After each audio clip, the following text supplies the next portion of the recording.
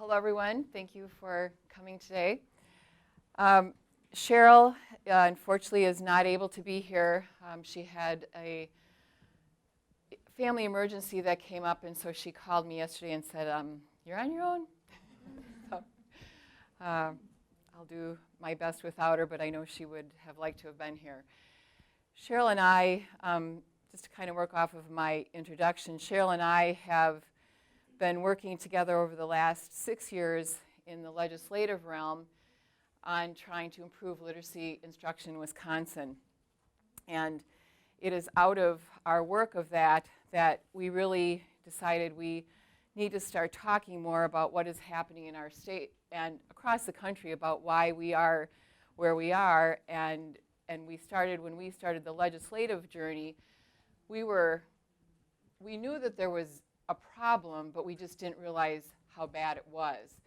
Cheryl comes from the parent world where she has a son who was severely dyslexic, but nobody recognized because he was a very social, articulate young man that he couldn't read in 6th grade, not a word. So Cheryl's journey really began in earnest with that, trying to find out everything she could, and then as she started finding out about the dyslexia information, she recognized that it was also impacting general education. My background, I came from working with students. I was in speech and language, and I was noticing that so many of my students, besides having their language or articulation problems, they also couldn't read. And so I started getting involved with really working on helping students to read. And then as I had worked over 15 or 20 years, and I'm recognizing that nothing is getting better. Things seem to be still the same. What is happening? And so we kind of came together recognizing that we had a common mission, that we had to do something on a bigger scope and on a wider level. And so we started getting involved with legislation. And so I can talk about that a little bit later.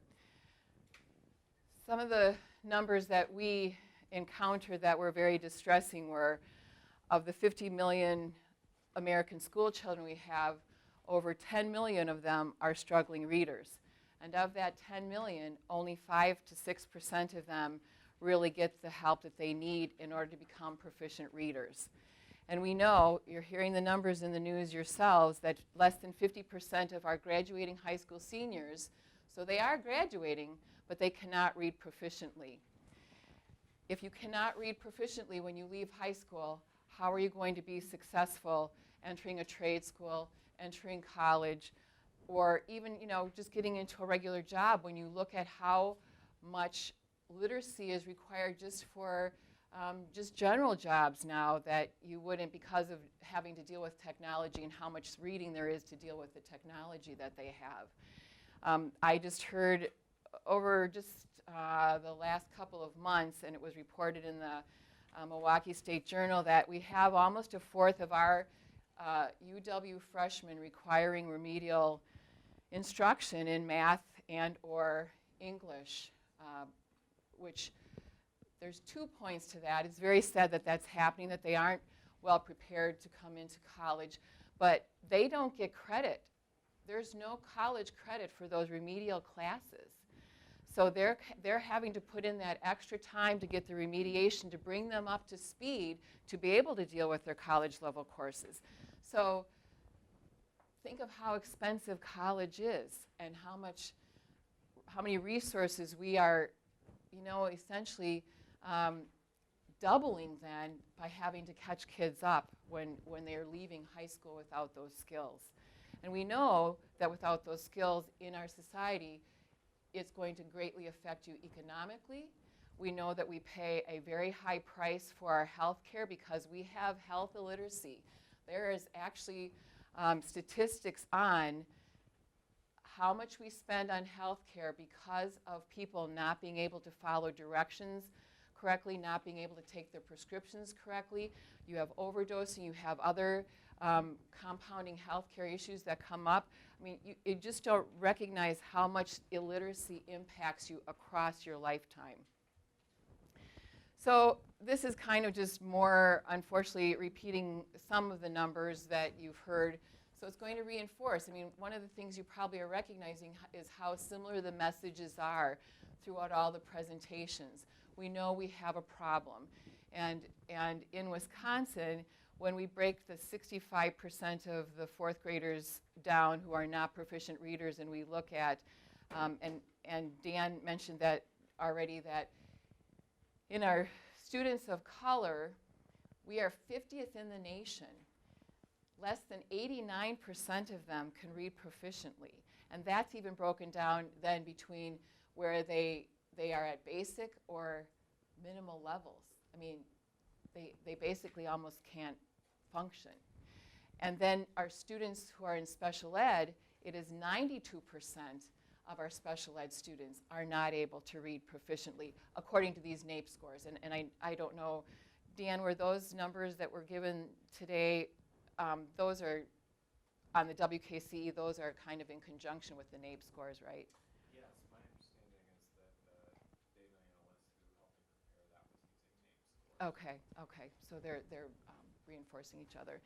And before I move on, does everybody know what NAEP is, and is everybody familiar with NAEP? No, there's a couple people that are not. The NAEP is, as it says, it's a national assessment, so it is the same test that is given across the country, where individual states can do their own state tests, so that's why we have the WKC and other states have their own state tests. Those are difficult numbers to compare because you don't know what are the different competencies on the state tests.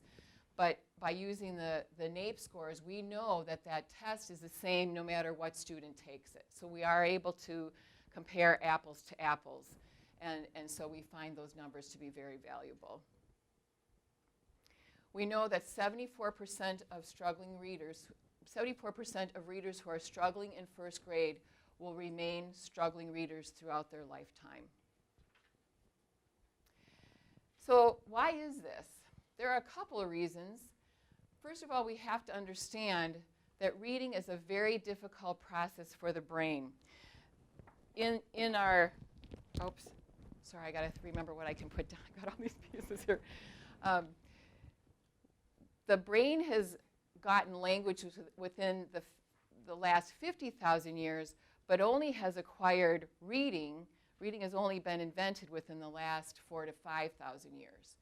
And so we are asking our brains to take the language piece and help us read, which is a very difficult thing for the brain to do because there really is no one place that the brain is going to do that. It has to incorporate many areas of the brain in order to become a proficient reader. It requires phonological processing, which is in the front part of the brain, picking up where language, the speech sounds, and then having the back part of the brain, which is the letters, where we see our letters, picking those letters up, and then having the sound symbol connection made that this sound goes with this letter, and then we put these letters together in a sequence that comes up with a meaningful word. So it is a very complex process. And then on top of that, we do it very quickly. We are asking that brain to do it within multi-seconds. The other piece of this is that we are asking the brain to take language and think about how we say a word. We say the word cat as though it's one unit, right? But when we go to read, we have to take that word apart into those individual sound pieces, k, a, t, to map it onto letters to create the word. It's a very difficult process. The brain does not learn how to do that very well. And let me step back and say, some brains do seem like they just pick it up and no problem, and merrily they go.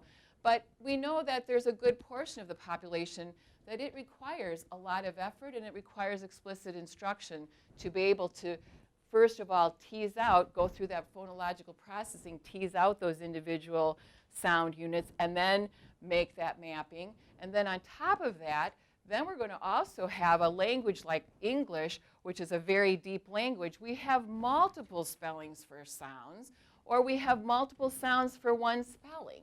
So it becomes a very laborious process for the brain. So it's actually pretty amazing that the brain ever learns to read. That we, it is an amazing thing that our brain has been able to adapt as well as it has. And so we like the quote from Louisa Moats that reading is rocket science. It is a very complex process. We know that there is a science to reading. And we know that from the National Reading Panel, which was a committee that was put together by the National Institute of Child Health and Human Development and the Department of Education. And this committee worked for years, and they looked over thousands and thousands of studies as to what are the critical components that the brain uses in order to read. What are the effective methods of instruction that every brain needs in order to become a proficient reader? And so they were able to answer these questions. What does a good reader need to read? How do we start this process? How do we help kids become successful when they're first entering school? Why do some students fail? What is the relationship between the language, as we talked about, and reading? And what will be most helpful as we move forward in putting programs into schools? So here's what they found.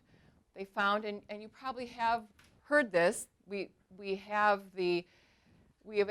been an added one. Initially, you would have heard that there were the 5 components of reading: phonemic awareness, phonics, fluency, vocabulary, comprehension.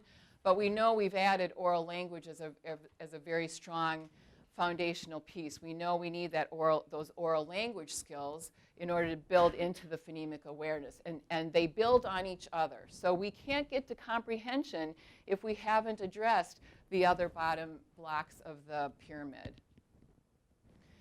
So the simple view of reading from Go and Tunmer is that we have the word recognition times the language understanding of language comprehension, and that is what goes into becoming a proficient reader. So this is a very simple view of reading, and I'd like to show you another visual that goes into more technical aspects of this. And this is, excuse me, I'm going to get a drink of water here. What we like about this visual is it really shows, again, the complexity of what goes into reading. We know that if any one of those strands is frayed or not in working order, we cannot complete that rope in order to become a proficient reader. So you see the two aspects. Word recognition involves the phonological awareness. And please stop me and let me know if anybody doesn't understand what I mean by some of these terms. But for word recognition, we have the phonological awareness, decoding and spelling, and sight recognition. And by sight recognition, we mean that fluid ability to automatically move from learning the individual, easy words of cat and, consonant, vowel, consonant, to coming up to words like educational. So it's how we make that transition for word recognition and how we build those visual memories for words into our brain. And then with language comprehension, it is about that background knowledge and vocabulary and understanding the structures of language. How come we put our sentences together this way?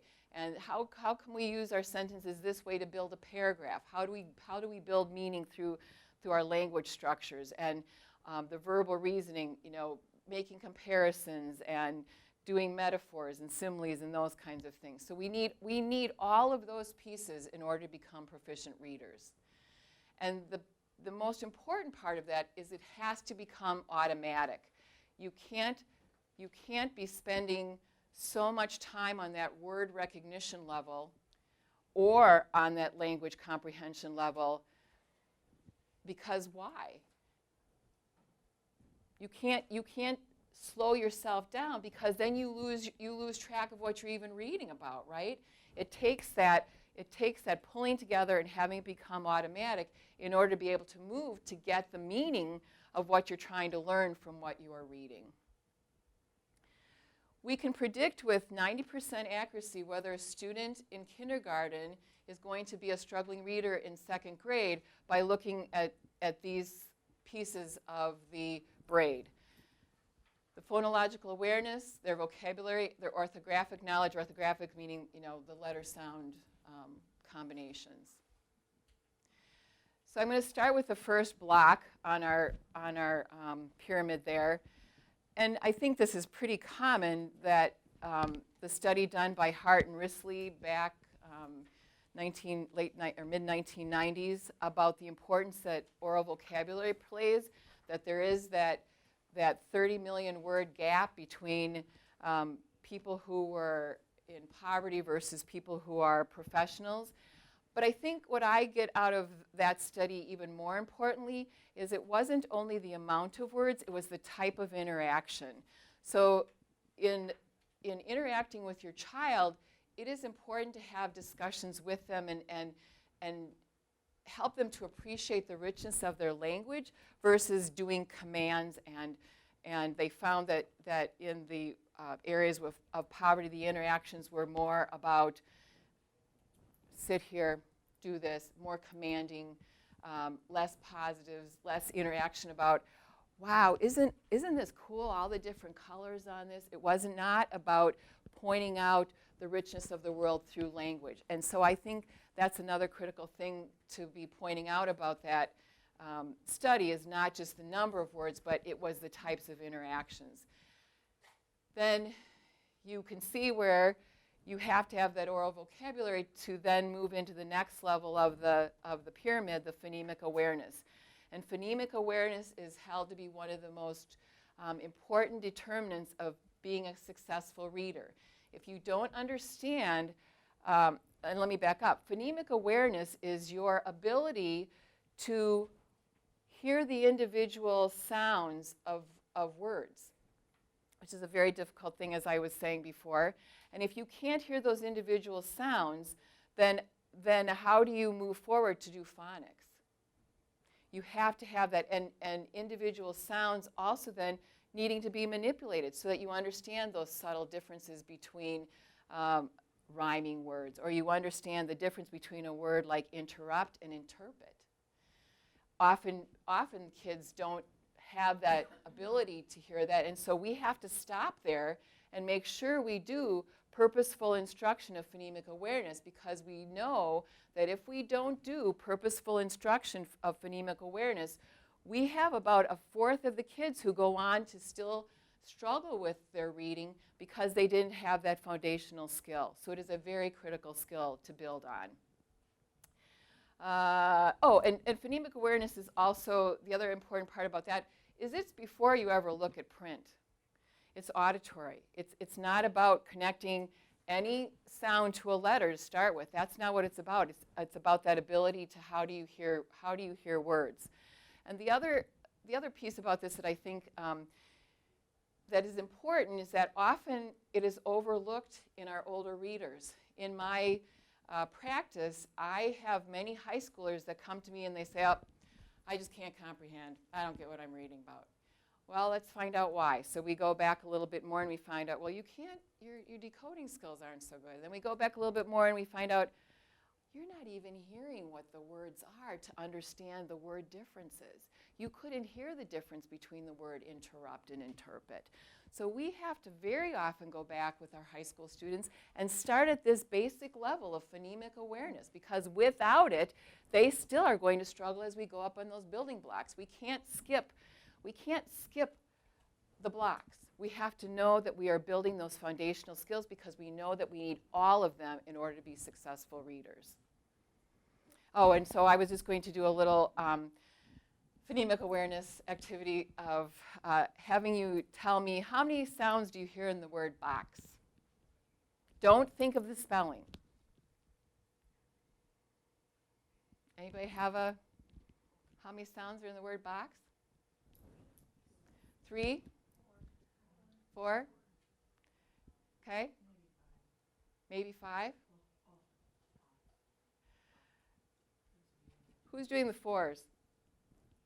Somebody say it out loud.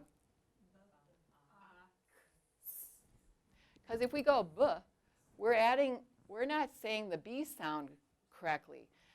One of the things that I find as I talk with teachers is when they do their letter sounds, if they're saying the letters are b and d and t, you're adding a vowel. It should be very crisp and cut off. B, a, k. It's not k, it's k. So that's just a little side note. That's often where I hear teachers when they'll say, oh no, because the kids are hearing that. So you actually did very well to hear that little bit of subtlety in there. Good for you. Another activity could be, what would be the third sound in the word shrink?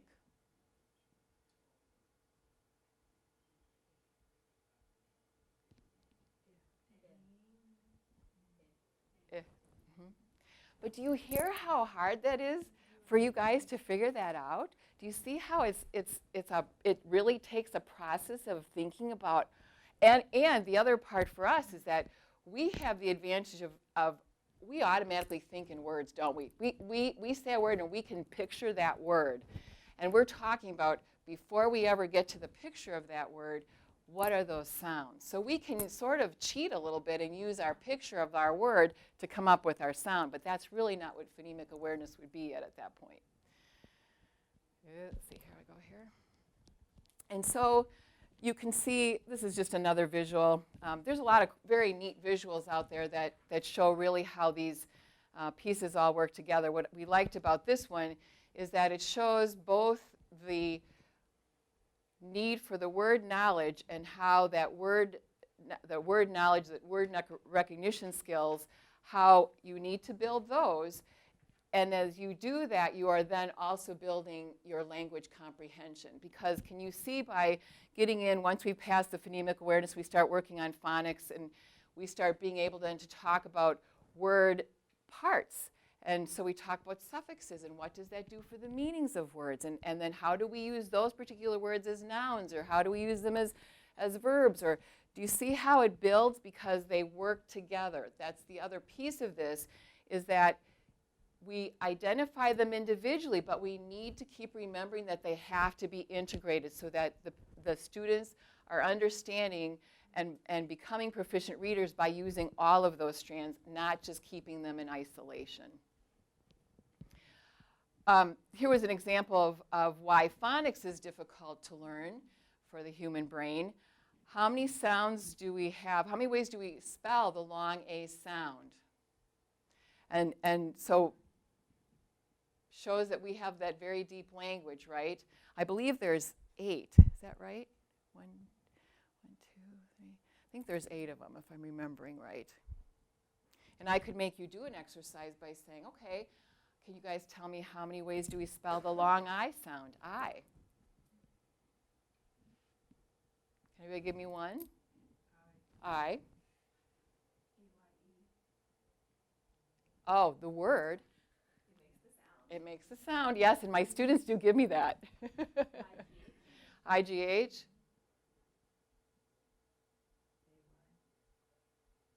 In what word? Oh, that's the first time I've gotten that one. Whoa. I guess you gotta be a SpongeBob fan. I guess. Well, thank you for that. I'm going to have to put that in my repertoire of those. Okay, how about any more? Y. And then how about the patterns of I consonant silent E and Y consonant silent E? Okay, so there's a lot of patterns. There's a lot of patterns. Thank you. There's a lot of patterns for one sound. And then in reverse, if I say, I'm going to give you the EY. How many sounds does EY have? So I'm using the same pattern, but I'm going to have it spelled. I'm having it to spell how many different sounds? 2, right? E, like in a word ceiling, and A, like in a word vein. Oh, did I say EY or EI?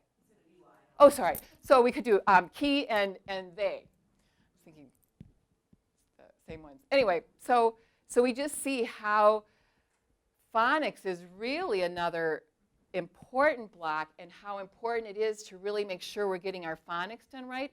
And then on top of that, there's a whole bunch of spelling rules that go with phonics, right? It's not just only about the reading and decoding. It's about how do I go back and forth between these patterns, and how do they change, and why, when and why.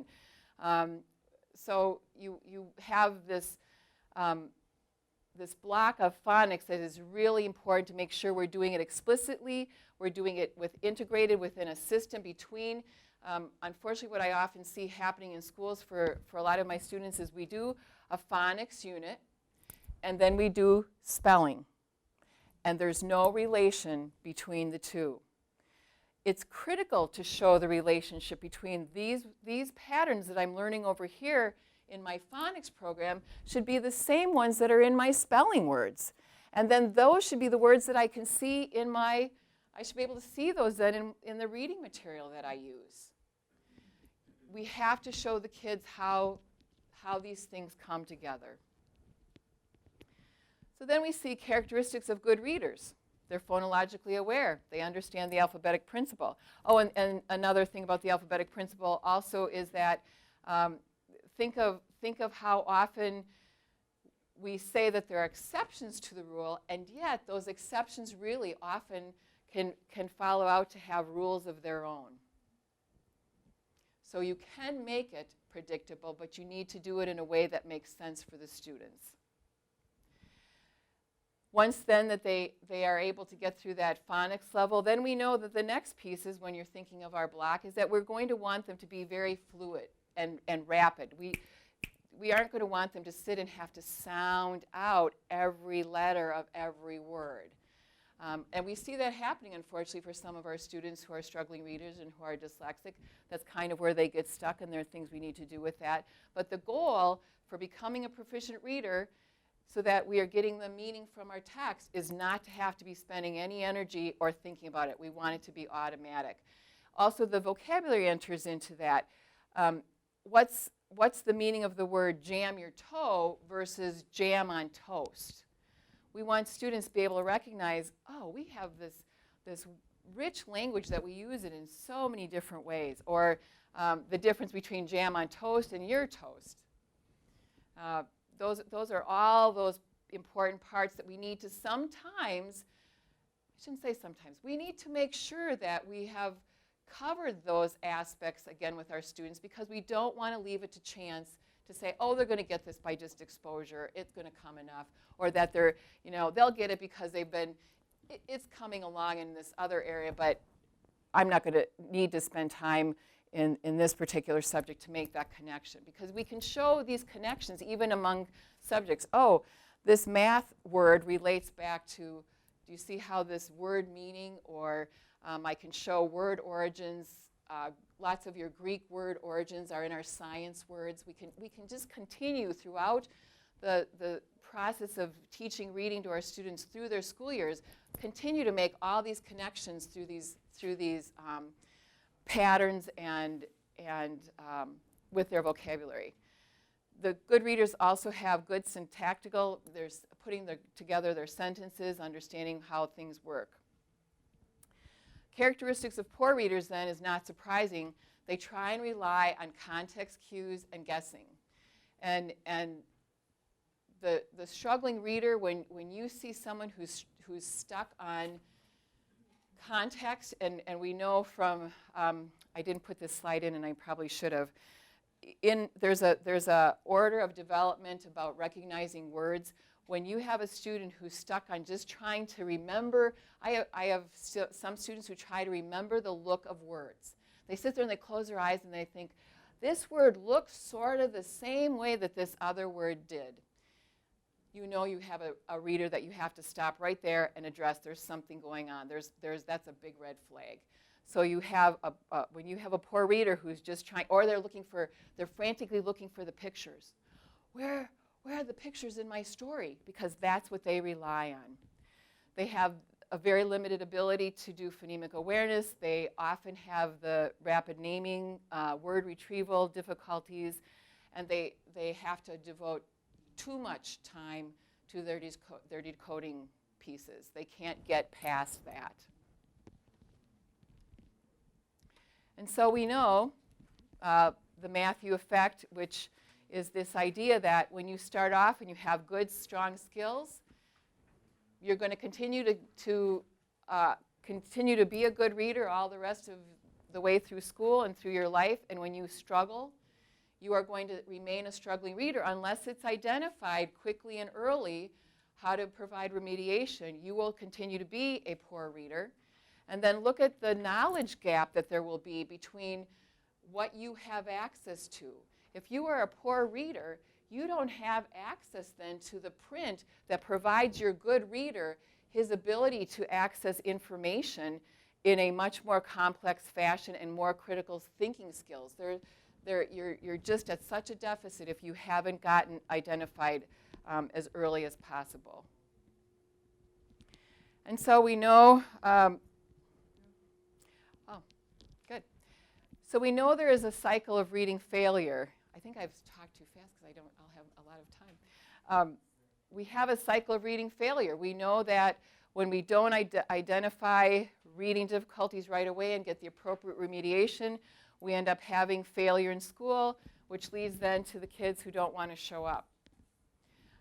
We end up then with dropouts. I mean, you understand, and it's a familiar cycle to everyone. And then that's where we're back in the level of poverty, which, do you see how this all interplays? And then you can start by looking at the building blocks again, and where are we stuck? The National Reading Panel has come up with a set of guidelines for what effective instruction is. There is a science to reading. It is not a philosophy. We do know that we need all of those components of reading in order to be a successful reader. And you hear about differentiated instruction, you need to ask, what does that mean? Because I'm finding there are lots of definitions of that. What differentiated instruction should be is based on those 6 areas: oral vocabulary, phonemic awareness, phonics, etc. What do you most need? What do we need? Where do we first need to go back to and find out what you need? But we spend time on those areas and then help you integrate into those. It is not where we do kind of trying and different random things where differentiated instruction might be, we don't check, let me say it this way, we don't check that everyone has those 5 basic building or 6 basic building blocks that we need to be a good reader. It is left more random. So we know that there is a science to reading. The National Reading Panel found that there is a lack of knowledge among our teachers. We need to provide better instruction to our teachers in our schools of higher ed and to our current teachers. We know that our current teachers have not received instruction in the science of reading. And that sounds like it's very controversial, but across the country, that is really the consensus. It's not just a Wisconsin issue. It is across the country. There's many studies that have been done that demonstrate that need. And we know that we need to support the teachers in getting this information, because once they understand the science of reading, then it doesn't matter as much what the programs are, because if they understand how the brain learns to read, then they can adapt their programs to fit that model and know that's what I'm working towards. It doesn't have to be then every time they have a new program they have to relearn something else. It is that they understand what is at the heart of a reader, of a solid, good reader. We are in the state of Wisconsin through the Wisconsin International Dyslexia Association and Wisconsin Reading Coalition. We are trying to address that, and we are working with legislators. We have had some legislation passed to start addressing this, one of them being early screening now is required in the state, starting at K4, going through 2nd grade. And then we also have a Foundations of Reading test for our teachers who will be graduating now starting in 2014 moving forward. The Foundations of Reading test is really the science of reading, that the schools of higher ed are needing to start providing those students with that information in order for them to be able to pass the test. That's the hope. We'll see how it goes. It's going to be a slower process than what we were hoping for. But we are also looking at other things that we can do that our other states are doing to get their current teachers better support and getting them the science of reading into the classroom sooner. Yes? Just so people know the formal term for the screener, it's the PALS assessment. It's the PALS Just so that assessment. everybody knows what that is. Mhm. That is the PALS assessment. It's a wonderful tool because it does show the sequential nature of what you're talking Right, about. right. So we know that I probably shouldn't say anything right now. Sorry. I just know that there's legislative work going on related to the screeners stuff going on, but I think I'll save that for a different talk. So anyway, but the screener is a really important tool. We have to identify those kids early. The earlier we identify them, the better, because the other thing that they have been able to find out based on the science of reading, doing the MRIs, is that if we do appropriate interventions early, we actually change the circuitry of the brain. We actually then are able to help the students develop the circuitry that is in play for a non-dyslexic or a non-struggling reader. So it is really critical that we get the kids identified as soon as we can. And so we also want to know, we also want the schools to use science-based reading programs. And you also have to ask your school, what does that mean? Because we hear that used a lot, but that doesn't necessarily mean, that there is an understanding. The science-based reading programs, sometimes you'll hear that the right words are used. Oh yeah, it addresses phonemic awareness, and it addresses phonics, and it addresses, but often when you really look deep at what the program is doing, it is still not showing the integration. We have to have programs that have that integration of all those pieces together. It cannot be left up to kind of not systematic and more random incidental kinds of approaches.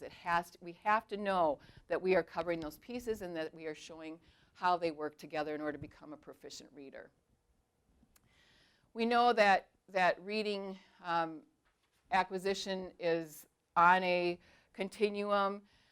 What we have been able to see, though, when we talk about good instruction, I have had students come to me whose parents have been told that by school personnel that, there are just going to be some kids who are poor readers, because that's just the nature of how reading occurs. They're just going to be one of those.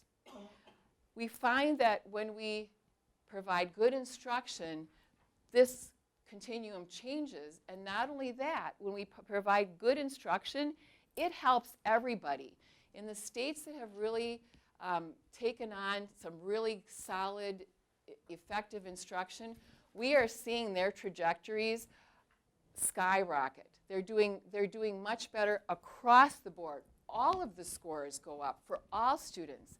So that is an important thing to remember, that good instruction is good for everybody, not just the struggling readers. You want to make sure that those essential components, the phonemic awareness, decoding, fluency, and vocabulary comprehension are covered. But like I said, you're needing to make sure that what the school is doing, they can show that there is integration.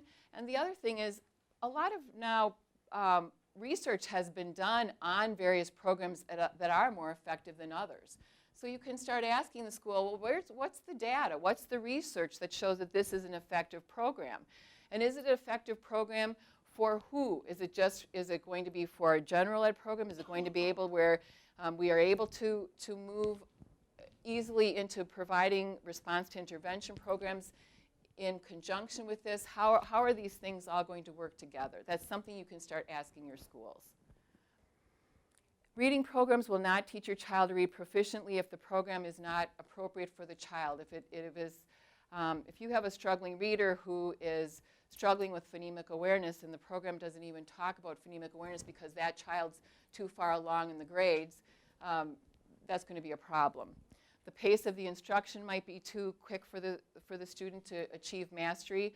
I do have students where they have gone through some phonics instruction, but it's been at way too quick of a pace than they are able to do. So you need to be aware, as I'm sure you are, what are your students' needs? And that's the other thing that you're hearing today that Dan brought up too. We have to look at what does each individual need in order to be a good reader and to become more literate. And that you will not have a proficient reader if you don't have integrated instruction. And since this was, I actually didn't even ask this to start with, do I have a mix of parents and educators in here, or is it more one than the other? Who's a parent? Oh, okay, good. And the rest are educators? Good. So some of these steps are going to seem, it's kind of review and going to seem logical, that you're making sure that you're interacting with your child and how you're interacting with your child to build their oral vocabulary, and that you're modeling reading. Of course, we're talking for this is going to be about your elementary level. You're just starting out helping introduce your child to print and vocabulary, and then when you move on, you want to know that the school understands the signs of reading, and how do they know that their teachers know that? That's another good question to ask. What is this school doing to provide professional development on the science of reading to its current teachers? There are a lot of wonderful programs out there now that are WASA is probably going to be one that's going to be able to be a good example. They're bringing in letters training, which is the science of reading, helping the teachers understand the foundational pieces before we even get to looking at what the programs are. So there's more and more of those things starting to happen around the country as well as in our state, which is very exciting for us. So that is a critical component, we feel, is making sure that our teachers are well supported. If you suspect a problem, of course, the earlier you suspect it, don't feel like you're worried if you have a young child where you think, well, should I give it a little more time and wait and see if this is developmental or not? No. If you have some kind of a gut feeling, I tell parents, trust your gut, because they are right. I have many parents who they're bringing their student to me when they're in 4th and 5th grade, but they say, I knew something was wrong in kindergarten. So how long has that student been sitting feeling like a failure? And so when you wait, and then you have this student who cannot read, he's not able to keep up with his peers in many ways, he feels like a failure, he's starting to be done. He's wanting to shut down, and we then see emotional problems occurring. We see more behavior problems occurring. There are so many things that could be prevented if we identified those kids as early as possible. You can request an evaluation of for your child's language and learning disabilities in your school district, and also you can go outside and look for an outside evaluation by a neuropsychologist or psychologist. Other people in the community do it. The one thing that I tell parents is you want to know when you're going on to look for an outside evaluation, is you want to know what is that person really going to be looking for, and what are they comfortable identifying? Because I've had some students who've come and they were dyslexic, but the neuropsychologist was not comfortable using that word dyslexia. You need to know that it's dyslexia in order to provide the appropriate intervention. It can't be just a reading problem. We know dyslexia has specific things. A reading problem being with dyslexia is going to look different than somebody who has a language problem where they're struggling with strictly a comprehension language issue. So you want to know that the professional is comfortable with identifying those. Is the professional comfortable with teasing out? Lots of times your struggling readers, it's hard to know which comes first, the egg or the chicken kind of thing. Some of my dyslexic readers start to develop behavior problems and look like they're ADHD, when in fact they might not be. Or you might have the ADHD and the dyslexia going on. So you want to know that your professional is able to really tease out and help you determine what is really actually happening for your student. Let's see. I keep talking a lot, so I think I cover most of my slides as I keep talking here. And then, of course, ask for accommodations and modifications to be made so that they are able to access the curriculum and the academic concepts. The one thing with all the technologies that are available now, it's a wonderful thing, but we still want to make sure that in the end our student can read without the technology, because what happens with our technology? It breaks down. It doesn't always work. So we want to make sure that while we are providing those assistive technologies, we still want to make sure we are helping the students learn to read. Parents' knowledge about the laws, I kind of talked about the screener, and now we have the response to intervention that's going on, which, I mean, I think Dan has covered some of that, and Barb talked about some of that this morning, that we know there are different types of instruction to be looking at that should be based on what is the need of the student. Well, is he struggling with phonemic awareness? What part of phonemic awareness is he struggling with? Because there's a hierarchy of phonemic awareness. Oh, he's struggling with phonics. Well, what exactly is he struggling with phonics? You know, there's different components even within each of those blocks that they can be teasing out what they need to address. So the response to intervention should be another process that should be helpful for that. And I, as I alluded to, I could do another whole talk about how to be involved at a legislative level in order to try and help things on a larger scale with legislation here in our state. So I'll be happy to talk with anybody about that later if they're interested. So we want to keep the idea that preventive action is better. Make sure we're giving everybody good instruction. We want to screen to know where are those kids that despite good instruction, they're still struggling. Let's get at them right away as soon as we can to provide the early intervention that they need, because we know it's going to be more effective earlier. It takes so much longer because if we wait, you're having to undo so much of the emotional baggage before you can ever get to the academic piece. And then we know that we should be looking for the tiers of instruction. How can we access those different types of instructions that our students might need?